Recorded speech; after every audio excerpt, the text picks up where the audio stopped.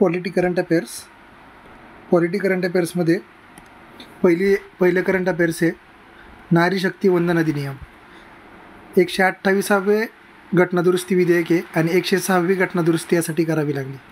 20 सप्टेंबरला लोकसभेमध्ये मंजूर झालं, 21 सप्टेंबरला राज्यसभेत मंजूर झालं आणि 28 सप्टेंबरला राष्ट्रपतीची संमती याला मिळाली. याची तरतूद होते बघा, महिलांना 33% आरक्षण लोकसभेमध्ये आणि विधानसभेमध्ये. लोकसभेमध्ये आणि विधानसभेमध्ये, इथं चुकून राज्यसभा झाले पण तिथं विधानसभा आहे. विधानसभा आणि लोकसभेमध्ये महिलांना 33% आरक्षण देण्याची तरतूद याच्यामध्ये आहे. विशेष अधिवेशनात मांडण्यात आलेले नवीन इमारतीतील पहिले विधेयक आहे. नवीन इमारतीमधील पहिले विधेयक आहे. पॉंडिचेरी आणि जम्मू काश्मीरसाठी हे लागू नाही आहे. पॉंडिचेरी आणि जम्मू काश्मीरसाठी हे लागू नाही आहे. 2026 नंतर ज्या निवडणुका होतील त्यांच्यासाठी हे लागू असणार आहे. या विधेयकानुसार जे 106वं घटनादुरुस्ती विधेयक आहे याच्यामध्ये 4 कलमांमध्ये बदल केला आहे. 239 AA, 330 A, 332 A आणि 334 A या 4 कलमांमध्ये बदल केलेला आहे. SC/ST लोकसभा आरक्षण कशामध्ये बघा, SC/STंना लोकसभेमध्ये आरक्षण 330 A नुसार आहे आणि 332 A मध्ये SC/ST विधानसभा आरक्षण आहे. विधानसभा आरक्षण 332 A मध्ये. पहिल्या लोकसभेत 5% महिला होत्या. सध्याच्या लोकसभेत 15% महिला आहेत. सध्याच्या लोकसभेमध्ये महिलांचं कंपोजिशन किती आहे, 15% महिला आहेत आणि राज्यसभेमध्ये 13% महिला आहेत. याच्यामध्ये सर्वात जास्त महिला बिजू जनता दलाच्या आहेत 42%, नंतर तृणमूल काँग्रेसच्या आहेत 39% आणि YSR काँग्रेसच्या आहेत 18%. ठीक आहे. राज्यसभेमध्ये काँग्रेसकडून 17 महिला आहेत, लक्षात ठेवायचे. नंतर बघा याच्यामध्ये छत्तीसगड विधानसभेमध्ये 21% महिला आमदार आहे. हा आकडा सर्वात जास्त आहे. आणि जागतिक जर बघितलं तर जगामध्ये 24.6% महिलांना प्रतिनिधित्व आहे. 24.6% महिलांना प्रतिनिधित्व मिळालेलं आहे. नंतर रवांडा या महिलांना प्रतिनिधित्व देण्याच्या बाबतीत पहिला आहे तर भारत 141वा आहे. भारत 141वा देश आहे. महाराष्ट्रामध्ये 8% महिला आमदार आहेत. 8% महिला आमदार आहेत आणि 25% महिला खासदार आहेत. 25% महिला खासदार झालेल्या आहेत. ठीक आहे. महिला रिझर्वेशनबाबत पहिलं विधेयक HD देवेगौडा यांनी मांडलं होतं 1996ला. आत्तापर्यंत हे 4 वेळा मांडलेलं विधेयक आहे आणि 4ही वेळा ते अयशस्वी झालेलं आहे. आणि जे विधेयक देवेगौडांनी मांडलं होतं ते 86वी घटनादुरुस्ती विधेयक होतं. 2008च्या UPA सरकारने 108व घटनादुरुस्ती विधेयक मांडलं होतं आणि ते लोकसभेमध्ये नामंजूर झालं होतं. याच्यानंतर आहे नवीन संसद भवनाचे उद्घाटन. सेकंड अफेअर बघतो आपण. नवीन संसद भवनाचे उद्घाटन. नवीन संसद भवनाच्या उद्घाटनाबद्दल बघा, 28 मे 2023 रोजी याचं लोकार्पण झालं. 28 मे 2023ला याचं लोकार्पण झालं. जगातील 4 नंबरची सर्वात मोठी संसद आहे साहित्यानुसार. 4 नंबरची सर्वात मोठी. 1 नंबरला चायना, 2 नंबरला रोमानिया, 3 नंबरला USA. ठीक आहे. नंतर याचा आर्किटेक्चर कोण आहे बघा, बिमल पटेल आणि HCB डिझाईन या कंपनीने याचं काम केलेलं आहे. आणि खर्च किती आला आहे, 971 कोटी रुपये. याच्यामध्ये टोटल 4 मजले आहेत. त्रिकोणाकृती शेप आहे. 3 द्वार आहे त्याला. जुन्या इमारतीपेक्षा 10% ते लहान आहे साईज. ठीक आहे. बाकीचं काही एवढं महत्त्वाचं नाही आहे. 11 जुलै 2022ला नॅशनल चिन्हाचे अनावरण झालं होतं. 11 जुलै 2022ला नॅशनल चिन्हाचं अनावरण झालं होतं. आता जे नवीन संसद भवन आहे त्याची कपॅसिटी बघा, 888 लोकसभेची, 384 राज्यसभेची. 384 राज्यसभेची, 888 लोकसभेची आहे. ठीक आहे. 6 प्रकारचे संरक्षण मूर्ती याच्यामध्ये आहेत. म्हणजे त्याच्या दरवाजावरती गज, अश्व, गज, अश्व, गरुड, मकर, शार्दूल, हंस. गज, अश्व, गरुड, मकर, शार्दूल, हंस. ठीक आहे. 5 ऑगस्ट 2014ला याचा ठराव झाला होता. 10 डिसेंबर 2020ला पायाभरणी झाली ती संसद भवनाची. 15 जानेवारी 2021ला कन्स्ट्रक्शन सुरू झालं होतं. 11 जुलैला नॅशनल सिम्बॉलचं अनावरण केलं. 28 मे 2023ला उद्घाटन. 28 मे 2023ला नवीन संसद भवनाचे उद्घाटन करण्यात आले. कम्पॅरिझन दिलेलं आहे जुन्यात नव्यामध्ये, एवढं काय महत्त्वाचं नाही. सेंगोलची स्थापना. पहिल्यांदा सेंगोल कोणी स्थापन केलं होता, मौर्य राजांनी, नंतर गुप्त राजाने, नंतर चौल आणि नंतर विजयनगरच्या राजांनी त्याचं स्थापन केलं होतं. नंतर 75 रुपयाचं विशेष नाणं काढलं या नवीन संसद भवनाच्या पायाभरणाच्या दिवशी. 35 ग्रामचं हे नाणं होतं. आणि 44 mm त्याची डायमीटर होती. 44 mm त्याची डायमीटर होती. जुनी संसद बघा, जुन्या संसदेचं संविधान सदन बनवलं. काय बनवलं? संविधान सदन. जुन्या संसदेचं संविधान सदन बनवलेलं आहे. ठीक आहे. जुन्या संसद भवनाची पायाभरणी 12 फेब्रुवारी 1921ला करण्यात आली होती. ते 1 मजली होतं. 1956ला 2 मजले ॲड केले आणि 2006ला तिथं म्युझियम तयार केलं. 2006ला तिथं म्युझियम तयार केलं. नंतर 28वा अविश्वास प्रस्ताव, 28वा अविश्वास प्रस्ताव सादर केला. गौरव गोगोई या काँग्रेसच्या खासदारांनी मांडला होता. नंतर PM मोदींवरती कितवा मांडलेला आहे बघा, 2 वेळा मांडलेला आहे. आंध्र प्रदेशला विशेष श्रेणीच्या दर्जावरून याआधी मांडला होता 2018 रोजी मोदींवरती मांडत असताना. कलम 75मध्ये याची प्रोसेस दिलेली आहे अविश्वासदर्शक ठरावाची. ठीक आहे. आणि लोकसभेमध्ये नियम 198मध्ये पण याची तरतूद दिलेली आहे. लोकसभा नियम 198मध्ये. राज्यसभेत याची तरतूद दिलेली नाही. पहिला जवाहरलाल नेहरूंवरती अविश्वास ठराव मांडला होता आचार्य कृपलानी यांनी. एक देश एक निवडणूक यासाठी जी समिती होती ती समिती होती रामनाथ कोविंद समिती. यासाठी समिती कोणती होती? रामनाथ कोविंद. 1 सप्टेंबर 2023ला ही समिती स्थापन झाली. 1 सप्टेंबर 2023ला ही समिती स्थापन करण्यात आली होती. कायदा मंत्री अर्जुन राम मेघवाल विशेष निमंत्रित सदस्य होते याच्यामध्ये. ठीक आहे. आता याच्यासाठी काही समित्या होत्या बघा. एक देश एक निवडणूक याच्यासाठी कोणत्या कोणत्या समित्या होत्या यांच्यामध्ये बघा. पहिल्यांदा 1952-53ला सुरुवात झाली. नंतर म्हणजे ती मागणी करायला 1957ला झाली, 1962ला आणि 1967ला. 52, 53, 57, 67 4 वेळा एक देश एक निवडणूक म्हणजे पूर्ण देशाची निवडणूक एका वेळी झालेली. अशी पद्धत कुठं कोणत्या कोणत्या देशात बघा. South Africa, Sweden, UK, Germany, Hungary, Indonesia, Spain, Slovenia, Poland, Albania, Belgium या सर्व देशांमध्ये ही तरतूद आहे. ठीक आहे. 1982ला इलेक्शन कमिशनने पहिल्यांदा शिफारस केली. 1982ला. 1999ला न्यायमूर्ती न्यायमूर्ती BP जीवन या कायदा आयोगाने पण शिफारस केली. 2015ला संसदच्या स्थायी समितीने शिफारस केली की 2 टप्प्यात निवडणूक घ्या म्हणून. 2018मध्ये कोणी केली ती बघा, BS चव्हाण यांनी केली. यामुळे 83, 85, 172, 174, 306 मध्ये या कलमांमध्ये बदल करावा लागला. लक्षात ठेवायचे. सध्या अरुणाचल प्रदेश, सिक्कीम, आंध्र प्रदेश, ओडिसा, अरुणाचल प्रदेश, सिक्कीम, आंध्र प्रदेश, ओडिसा या 4 राज्यांच्या निवडणुका लोकसभेच्या निवडणुकीसोबत होतात. निवडणूक आयुक्त निवड समितीबद्दल बघा इन शॉर्ट माहिती. याच्यामध्ये निवडणूक आयुक्त निवड समितीचं हे जे विधेयक होतं ते राज्यसभेमध्ये पहिल्यांदा मांडलं. याच्यामध्ये निवडणूक आयुक्तांची निवड करण्यासाठी किंवा पदाची मुदत याबाबत 2023चं विधेयक हे मांडलं नवीन. 1991च्या कायद्याला चेंज केलेलं आहे. 1991च्या कायद्याला चेंज केलेलं आहे. आर्टिकल 324नुसार नियुक्ती केली जाते इलेक्शन कमिशनची किंवा कमिशनर्सची. ती नियुक्ती कोण करतं? प्रेसिडेंट. अशी नेमणूक करत असताना प्रेसिडेंटनी प्रधानमंत्र्याचा, लोकसभा विरोधी पक्षनेत्यांचा आणि एका त्यांनी नियुक्त केलेल्या कॅबिनेट मिनिस्टरचा सल्ला घ्यावा अशी शिफारस या कायद्यानुसार करण्यात आली. ठीक आहे. आणि निवडणूक आयुक्तांची नेमणूक करत असताना त्यांच्यासाठी एक शोध समिती बनवली. या शोध समितीचे अध्यक्ष कॅबिनेट सचिव असतील. याचे किती कोण असतील? कॅबिनेट सचिव आणि 2 सदस्य त्याच्याबरोबर असतील. म्हणजे टोटल किती असतील? 1+2 किती असतील? 3. ते 5 व्यक्तींच्या नावांची शिफारस सुचवेल आणि त्या 5 पैकी जेवढे लागतील तेवढे प्रेसिडेंट नियुक्त करतील. त्यांचा पदावधी किती दिला आहे? 6 दिला आहे. 6 वर्ष 65 एज. 6 वर्ष 65 एज. पुनर्नियुक्ती करता येत नाही. टोटल कालावधी 6 पेक्षा जास्त वर्ष नसतो. पगार, वेतन, सेवा शर्ती सुप्रीम कोर्टच्या जजेससारखं असतं आणि रिमूव्हल पण त्यांच्यासारखंच असतं. याआधी इथं फरक काय केला बघा. त्याचं पदावधी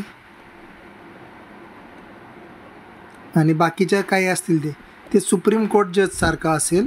याआधी ते कुणासारखं होतं? कॅबिनेट सचिवसारखी असेल अशी तरतूद होती. ती तरतूद चेंज केली आहे. 2 मार्च 2023ला सुप्रीम कोर्टने निकाल दिला. त्या बेंचचे अध्यक्ष होते KM जोसेफ हे चीफ जज होते त्याच्यामध्ये, आणि 4 जण होते.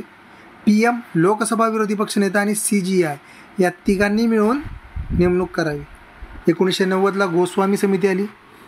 त्यांनी काय सांगितलं बघा, CECची नेमणूक करत असताना, चीफ इलेक्शन कमिशनरची नेमणूक करत असताना चीफ जस्टिस ऑफ इंडिया आणि लोकसभेच्या लीडर ऑफ अपोजिशनचा सल्ला घ्यावा. आणि इलेक्शन कमिशनची निवडणूक करत असताना कमिशनरची CGI लीडर ऑफ अपोजिशन आणि CECचा सल्ला घ्यावा. 17वं घटनादुरुस्ती विधेयक जे आहे, 17वं घटनादुरुस्ती विधेयक यानुसार राज्यसभा अध्यक्ष, लोकसभा सभापती आणि leader of opposition of Lok Sabha यांना ॲड करावं असं सांगितलं, किंवा यांच्या सल्ल्याने नेमणूक करावी असं सांगितलं. नंतर जस्टिस व्यंकटचलय्या समिती यांनी प्रधानमंत्री, leader of opposition of Rajya Sabha, Lok Sabha सभापती, राज्यसभा उपसभापती यांच्या सल्ल्याने स्थापन करावं असं, यांच्या सल्ल्याने नवीन इलेक्शन कमिशनरची नियुक्ती करावी असं सांगितलं. नेक्स्ट बघा, आंध्र प्रदेश राज्याला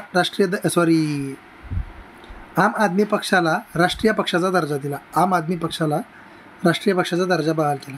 दिल्ली, गोवा, पंजाब, गुजरात या 4 राज्यांमध्ये जर बघितलं, या 4 राज्यांमध्ये ज्या विधानसभा निवडणुका होत्या त्यांच्यामध्ये यांना सफिशियंट मतदान मिळालं, त्यामुळे यांना राष्ट्रीय पक्षाचा दर्जा मिळाला. याचनुसार बघा, NCP राष्ट्रवादी काँग्रेस, तृणमूल काँग्रेस आणि CPI या तिघांचा राष्ट्रीय पक्षाचा दर्जा काढून घेतला. सध्या देशात 6 राष्ट्रीय पक्ष आहेत. किती पक्ष आहेत? 6.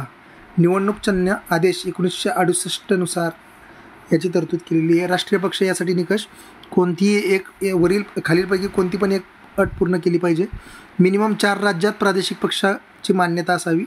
3 राज्यात लोकसभा निवडणुकीत 2% जागांवरती विजय पाहिजे. 3 राज्यातील 2% जागांवरती. आणि लोकसभेमध्ये 4 जागा मिळाल्या पाहिजेत मिनिमम. 4 जागा मिळाल्या पाहिजेत मिनिमम. 6% मते 4 राज्यांमध्ये मिळाली तरी चालतात, किंवा निवडणुकीत 6पेक्षा जास्त मते मिळाली पाहिजेत. 6%पेक्षा जास्त मते मिळाली पाहिजेत. नेक्स्ट आहे डाटा प्रोटेक्शन बिल.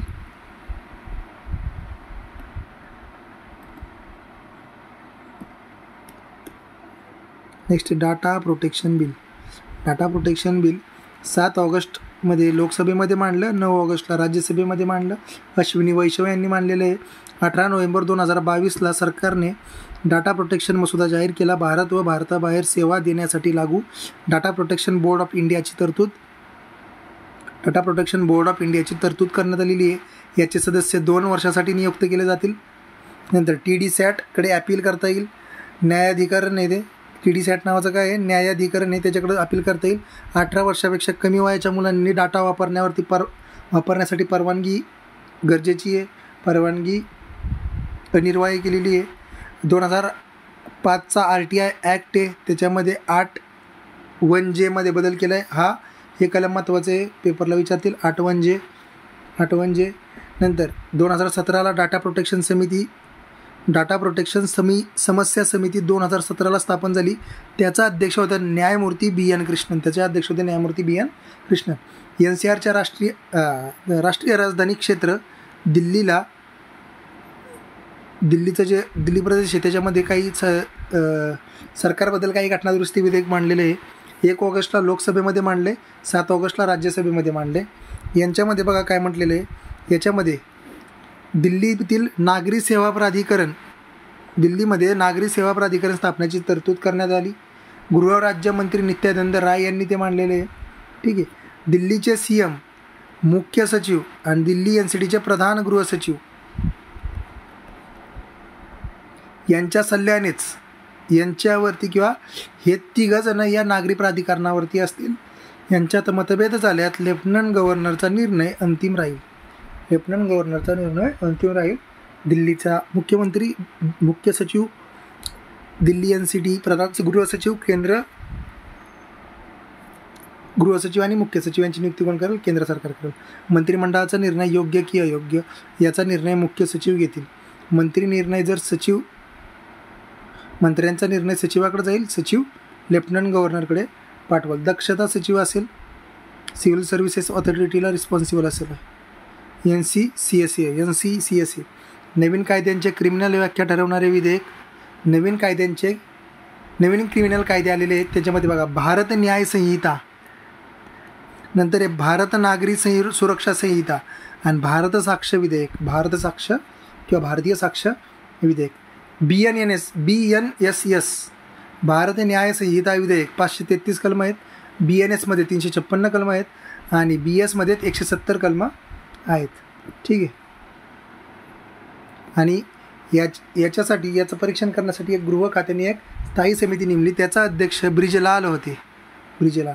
संसदरत्न पुरस्कार, संसदरत्न पुरस्कार बघा नवीन महाराष्ट्र सदनमध्ये पार पडला. 13 पैकी 4 खासदारांना मिळाला महाराष्ट्राच्या. याच्यामध्ये CPIM कम्युनिस्ट पार्टी ऑफ इंडियाच्या रंगराजन यांना जीवन गौरव पुरस्कार मिळाला आहे. जीवन गौरव पुरस्कार रंगराजन यांना मिळाला आहे. पहिल्यांदाच प्रदान केलेला आहे CPIM पक्षाच्या TK रंगराजन यांना. अब्दुल कलाम यांची ही कल्पना होती. 2010ला सुरुवात झालेली आहे संसदरत्नाला. 1999ला प्राईम फाउंडेशनकडून दिला जातो आहे. प्रीसेन्स मासिक आहे आणि IIT मद्रासचे सहकार्य भेटतं. IIT मद्रासचे सहकार्य यांना भेटतं.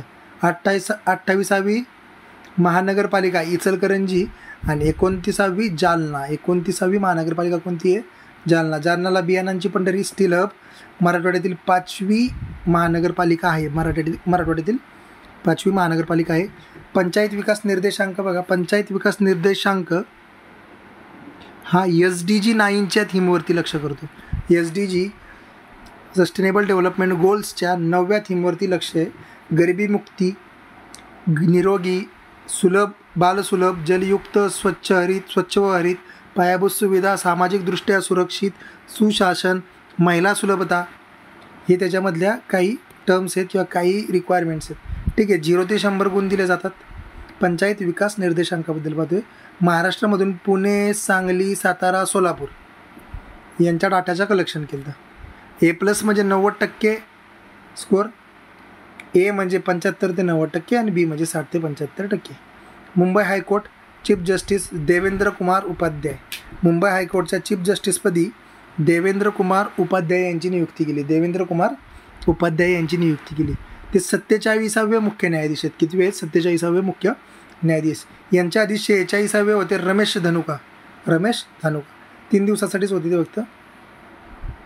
जे देवेंद्र कुमार उपाध्याय आहे त्यांनी लखनौमध्ये ग्रॅज्युएशन केले आणि अलाहाबाद हायकोर्टामध्ये ते ॲडिशनल जज होते अलाहाबादमध्येच. आणि अलाहाबादमध्ये 2013ला जज झाले. अलाहाबादमध्येच जज झाले आणि अलाहाबादमध्येच ॲडिशनल जज होते. आणि महाराष्ट्रात मुंबई हायकोर्टाचे ते कोण आहेत? चीफ जज आहेत देवेंद्र कुमार उपाध्याय. 8व्या अनुसूचीमध्ये कुई भाषा ॲड करावी म्हणून ठराव केला आहे. कुई भाषा.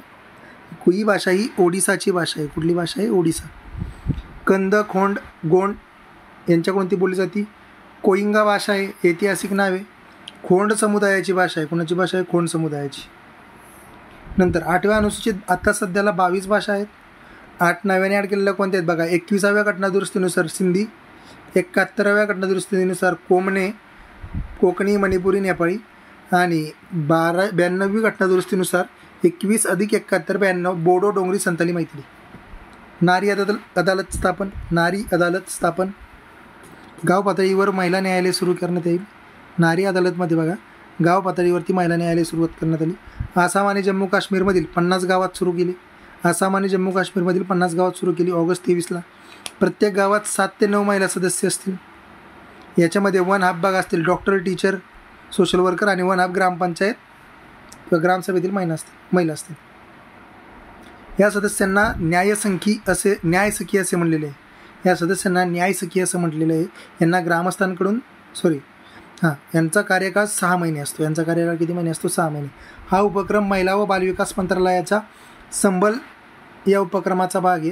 प्रेरणा पारिवारिक महिला लोक अदालती. प्रेरणा पारिवारिक महिला लोक अदालती 2014 पासून किंवा 2014-15 पासून सुरू झालेली आहे. ठीक आहे. 3-4 डिसेंबरला 5 राज्यातील निवडणुकांचा निकाल लागला. मध्य प्रदेश, राजस्थान, तेलंगणा, मिझोरम, छत्तीसगड. मध्य प्रदेशमध्ये 16वी होती, राजस्थानमध्ये 16वी होती. 16वी होती मध्य प्रदेश, राजस्थान 16वी विधानसभा, तेलंगणामध्ये 3री विधानसभा निवडणूक, मिझोरममध्ये 9वी आणि छत्तीसगडमध्ये 6वी. याच्यामध्ये लक्षात ठेवायचे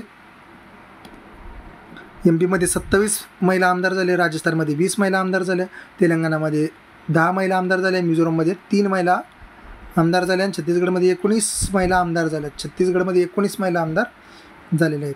90पैकी 19. ठीक आहे. 230पैकी 163. मध्य प्रदेशमध्ये 230 जागा आहेत, राजस्थानमध्ये 199 जागा आहेत, नंतर तेलंगणामध्ये 119 जागा आहेत, तेलंगणामध्ये 119 जागा आहेत. लक्षात ठेवायचे. ठीक आहे. महाराष्ट्र लोकायुक्त विधेयक महत्त्वाचा प्रश्न आहे, याच्यावरती क्वेश्चन येऊ शकतो. महाराष्ट्र लोकायुक्त विधेयक 15 डिसेंबरला विधान परिषदेत मंजूर झालं, 26 डिसेंबरला विधानसभेत मंजूर करण्यात आलं. 1971च्या कायद्याची जागा घेतली. CM व मंत्रिमंडळ लोकायुक्त कक्षेत आणणारे महाराष्ट्र हे पहिले राज्य ठरले. CM व मंत्रिमंडळांना लोकायुक्तच्या अंडर आणणारं महाराष्ट्र पहिले राज्य ठरले. लोकायुक्तचे किंवा हे जे लोकायुक्त असतील ते सुप्रीम कोर्टचे जज असतील किंवा हायकोर्टचे चीफ जज असतील किंवा बॉम्बे हायकोर्टाचे जज असतील. याच्यामध्ये 4 सदस्य असतील, 2 न्यायिक सदस्य, इतरमध्ये 1+4 आहे, म्हणजे 2 गैरन्यायिक आहेत, 25 वर्ष अनुभव असणारे न्यायिक असतील. नेमणूक राज्यपाल करतील. निवड समिती CM, DCM आणि विधान परिषद सभापती, विधानसभा अध्यक्ष, लीडर ऑफ अपोजिशन आणि हायकोर्ट चीफ जज. CM विरुद्ध चौकशीसाठी विधानसभेचा 2/3 बहुमताचा ठराव असावा. CM विरुद्ध चौकशी करताना विधानसभेचा किती बहुमताचा? 2/3 बहुमताचा ठराव महत्त्वाचा आहे. पूर्व मान्यता लागते. मंत्रिमंडळात राज्यपालाची परवानगी लागते.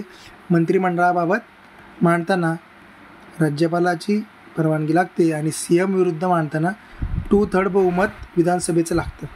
11 डिसेंबर 2023ला 370 कलम रद्द करण्याचा निर्णय वैध ठरवला सुप्रीम कोर्टने. 11 डिसेंबर 2023ला. SBIच्या अहवालानुसार 2029मध्ये महिला पुरुष मतदारांना मागे टाकतील. 2029ला. 2047ला महिला मतदार 55% आणि पुरुषांचा वाटा 45% आहे. ठीक आहे. 2029ला पर्यंत नोंदणीकृत महिला मतदार 37 कोटी होईल, तर पुरुष 34 कोटी असतील. संसद महारत्न पुरस्कार चेन्नईच्या प्राईम टाईम फाउंडेशनकडून दिला जातो. मॅगझिनतर्फे 5 वर्षांमधून एकदा दिला जातो. सुप्रिया सुळे यांना देण्यात आला 16व्या आणि 17व्या लोकसभेसाठी. 2 वेळा सलग त्यांना मिळालं, सुप्रियाताई सुळे यांना. ठीक आहे. जम्मू काश्मीर दुरुस्ती विधेयक MLA 83, SC 7 आणि ST 9. 83 वरून 90 करणे.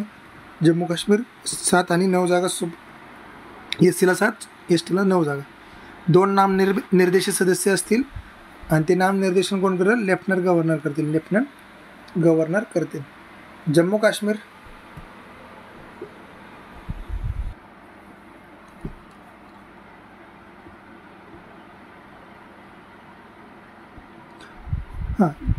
जम्मू काश्मीर UT साठी युवा मतदार जागृती दूत सुरेश रैना आहे. जम्मू काश्मीरसाठी युवा मतदार जागृती दूत कोणी? सुरेश रैना. पोस्ट ऑफिस विधेयक 2023ला मांडलेलं आहे. यानुसार पोस्ट ऑफिस यांचं सेवा केंद्र आणि बँक यामध्ये रूपांतर करण्यात आलेलं आहे. MLAचा पगार छत्तीसगडमध्ये सर्वाधिक आहे, तो किती आहे? 2.9 लाख रुपये. नंतर महाराष्ट्रात 2.6 लाख रुपये. MLAचा सर्वात जास्त पगार कोण देते? छत्तीसगड राज्य देते 2.9 लाख रुपये. फास्ट ट्रॅक कोर्टची संमती वाढवलेली आहे. कोर्टने जास्त प्रकरणांना संमती दिली 3 वर्षाने. 2018ला कायदा आला. 1023 विशेष न्यायालय स्थापन. 389 न्यायालय मुलांसाठी असतील पॉस्को कायद्याअंतर्गत मुलींसाठी. आणि 2019ला स्थापन करण्यात आले fast track court. Supreme court Chronicle सुरू झाले. सुप्रीम कोर्ट कामकाज पद्धत सुरू असलेल्या सुनावण्या मागण्या याचं मासिक आहे. हरियाणा सरकारने 75% स्थानिकांना नोकऱ्यांमध्ये आरक्षण देण्याचा कायदा केलेला आहे. हा कायदा रद्द करण्यात आलेला आहे. NHRI नॅशनल ह्युमन राईट इन्स्टिट्यूशनची 14वी बैठक झाली. यात छळ व इतर अत्याचार कोपेनहेगन इथं ती झाली. कुठं झाली? कोपेनहेगन इथं. महत्त्वाचं आहे कोपेनहेगन इथं NHRIची बैठक झाली कोपेनहेगन डेन्मार्कमध्ये. राईट.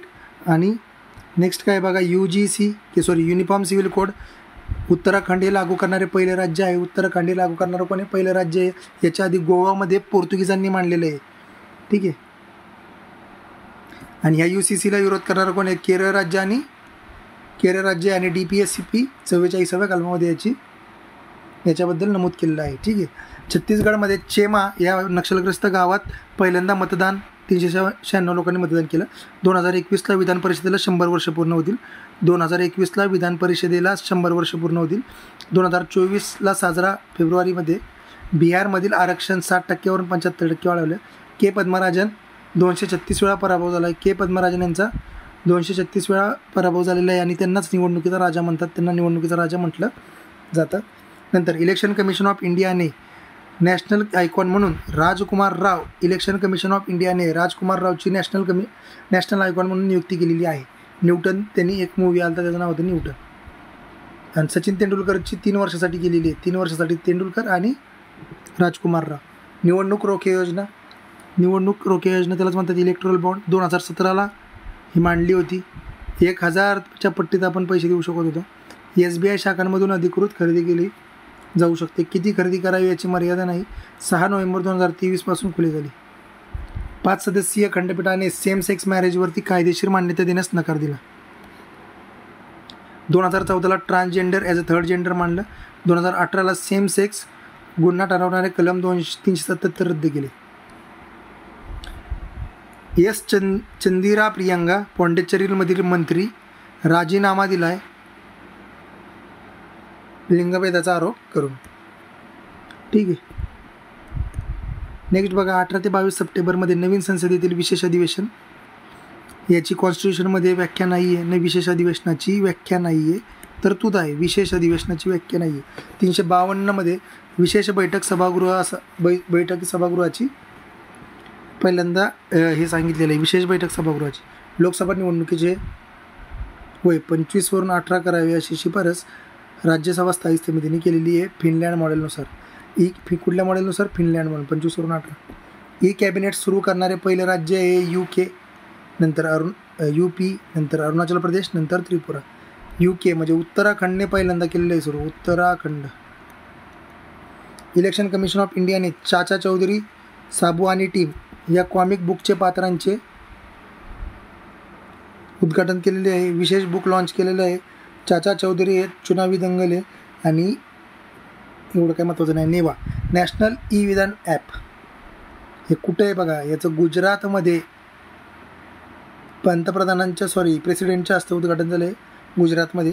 डिजिटल इंडिया कार्यक्रमाअंतर्गत गव्हर्नर जनरल मिशन मोड 44 मिशन मोड प्रकल्पांतर्गत आहे. 44 मिशन मोड प्रकल्पांतर्गत आहे. ई कोड प्रकल्पाचा 3रा टप्पा सुरू आहे. त्यासाठी 7,210 कोटीची तरतूद केलेली आहे. न्यायदानात गती, पारदर्शकता, डिजिटल प्रणालीचा अधिकाधिक वापर हे त्याचं मेन एम आहे. ठीक आहे. नंतर टेलिलॉ 2 प्लस न्यायबंधू ॲप यांचे अनावरण केलं. टेलिलॉ 2 आणि न्यायबंधू ॲप यांचं अनावरण केलं. दिशा कार्यक्रमाअंतर्गत हे होतं कायदेशीर सल्ला देणं, नागरिकांची नोंदणी करणं. कॉमनवेल्थ इंडिया रिजनचे 9वे अधिवेशन उदयपूरमध्ये झाले. कॉमनवेल्थ इंडिया रिजनचे 9वे अधिवेशन उदयपूर राजस्थानमध्ये झाले. कॉमनवेल्थ इंडिया रिजनचे 9वे अधिवेशन उदयपूर राजस्थानमध्ये झाले. डिजिटल युगात लोकशाही शासन बळकट करणे. CAA 2019ला 10 जानेवारी 2020 पासून लागू केला आहे. 10 जानेवारी 2020 पासून लागू केलेला आहे CAA. OMDR विधेयक सागरी क्षेत्र खनिज 2023ला राज्यसभेने मंजुरी दिली. 50 इयरसाठी लायसन्स दिले जाणार. खाणकामासाठी 50 वर्षासाठी लायसन्स दिले जाणार आहे. अजूनही काही खाणकाम हाती घेतली नाही आहे.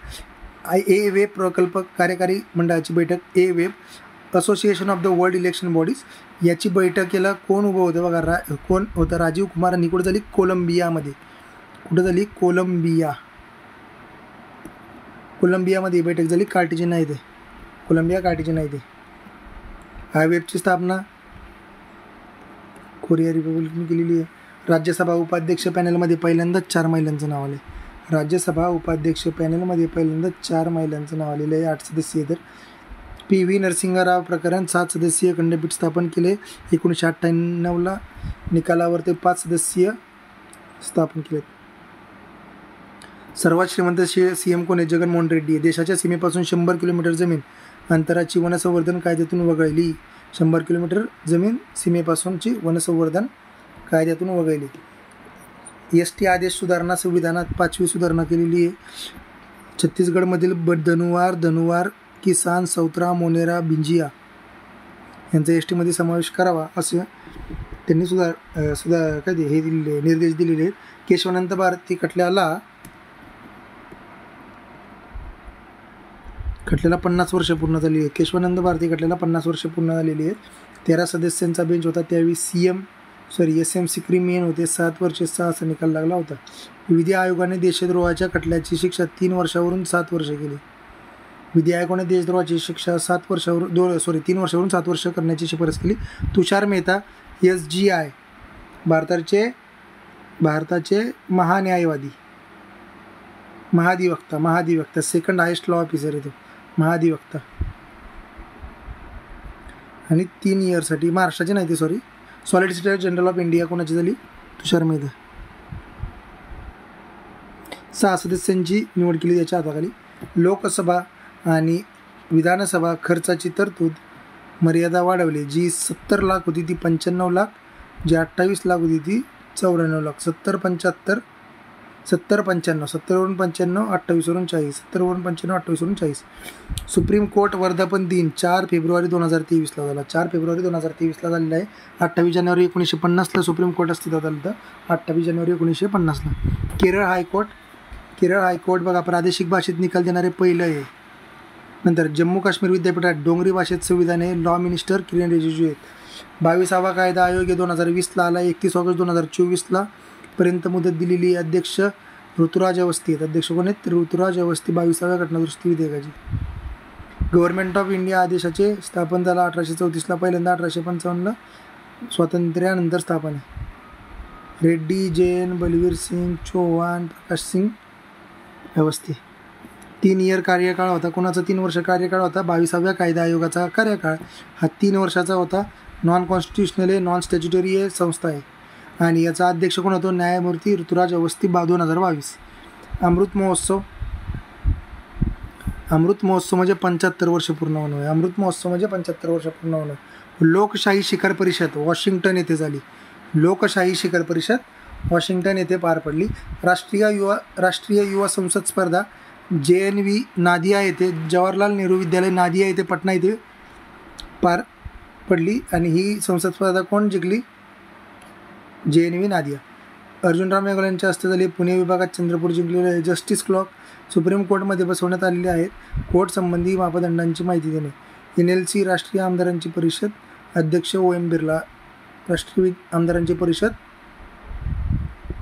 OM बिर्ला. ती कुठं भरली? मुंबईमध्ये भरलेली आहे. अखिल भारतीय राजभाषा परिषद मिनिस्ट्री ऑफ कॉमर्सची पुण्यात भरलेली आहे. अखिल भारतीय मराठी राजभाषा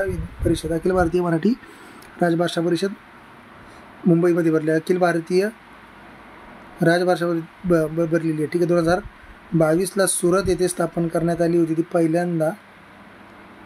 नामनिर्देशित सदस्यांत वाढ. मंत्रिमंडळाने डबल करणे प्रस्तावित होतं. नामनिर्देशित सदस्य ठीक आहे. संख्या 5 असेल नगरपालिकेची ना. 100+ सदस्य असणारी महानगरपालिका. 10 नॉमिनेटेड सदस्य. आणि छोट्या महानगरपालिकेसाठी टोटलच्या 10%. मुंबई महानगरपालिका अधिनियम 1888 आणि महाराष्ट्र महानगरपालिका अधिनियम 1949. मुंबई महानगरपालिका 1888. 5-1 ठीक आहे. ओके.